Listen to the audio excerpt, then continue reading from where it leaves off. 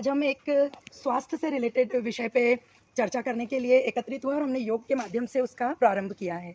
मैं आप लोगों से पहले भी मिल चुके हैं हम 2-3 बार। मैं रचना राजपूत यहाँ सागर ईडन गार्डन में रहती हूँ। मैं एक कैंसर सर्वाइवर हूँ। मुझे 4.5 साल पहले कैंसर हुआ था और उस प्रोसेस में लगातार ट्रीटमेंट चलते रहे। पहले मेरा ऑपरेशन हुआ, फिर कीमोथेरेपी हुई, रेडिएशन हुआ। उसके बाद क्योंकि मेरा हार्मोन टेस्ट पॉजिटिव आया था, देन मुझे अगेन कैंसर होने के चांसेस थे, तो precautionary uterus, ovary, fallopian tube सब रिमूव करवाया। उसके बाद कोविड आ गया, तो कोविड में वैसे ही इम्यूनिटी थोड़ी वीक होती है, मुझे भी कोविड हुआ। हॉस्पिटल में एडमिट हुए तो पता चला कि स्टेरॉइड, हाई स्टेरॉइड दे दिए गए। तो जो अंदर जो बीमारियां कहीं छुपी हुई थी वो भी उभर के आ गई। सर में कहीं पानी की चुड़चुड़ आवाज़ होने लगी, इस तरह की प्रॉब्लम। फिर उसका ट्रीटमेंट चला। उसके बाद क्योंकि मुझे कीमोथेरेपी हुई थी तो मेरे को बॉडी में एक मशीन डली हुई थी कीमोपोर्ट, उसमें इन्फेक्शन हो गया ब्लड में। तो उसमें फिर ब्लड में जब इन्फेक्शन हुआ तो सारी मेडिसिन ने काम करना बंद कर दिया बॉडी पे, वो रिएक्ट करने लगी।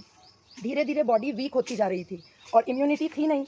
मैं बहुत ज़्यादा परेशान रहने लगी और दूसरा एक्टिव होने की वजह से मैं जब अपने घर के काम करती उसके बाद शाम तक मुझे जाके फीवर होने लगा। मतलब महीने भर यही स्थिति थी कि रोज़ शाम को 99 से 100 के बीच में फीवर हो जाता।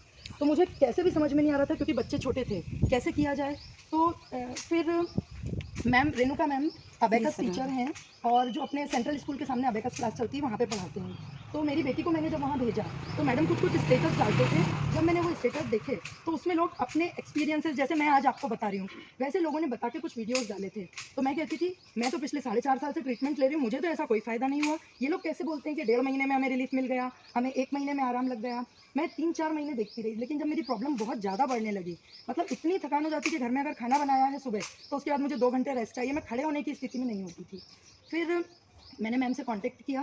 मैंने कहा कि मुझे बताइए क्या करना है, मैं तैयार हूँ। मैंने जब अपनी स्टोरी उनके साथ शेयर की तो उन्होंने बोला आपका केस थोड़ा कॉम्प्लिकेटेड है, हमारे साथ आयुर्वेदाचार्य डॉक्टर जुड़े हुए हैं, आपको एक बार उनसे हम बात करवाते हैं। जब मैंने उनको अपनी पूरी प्रॉब्लम बताई तो उन्होंने बोला मुझे मतलब ये तक प्रॉब्लम थी, मेरी आईब्रोज पे हमेशा स्वेलिंग रहती थी, यहाँ जॉइंट पे इतनी स्वेलिंग रहती थी कि टच करूँ तो ऐसा लगता था पस पड़ गया है, चलने फिरने में सब में तकलीफ। यहाँ तक कि जो मैं सप्लीमेंट ले रही थी, विटामिन डी की डेफिशिएंसी थी, कैल्शियम नहीं था, लेने के बाद उसके साइड इफ़ेक्ट्स इतने थे कि मैं साइड इफ़ेक्ट से ज़्यादा परेशान हो गई थी।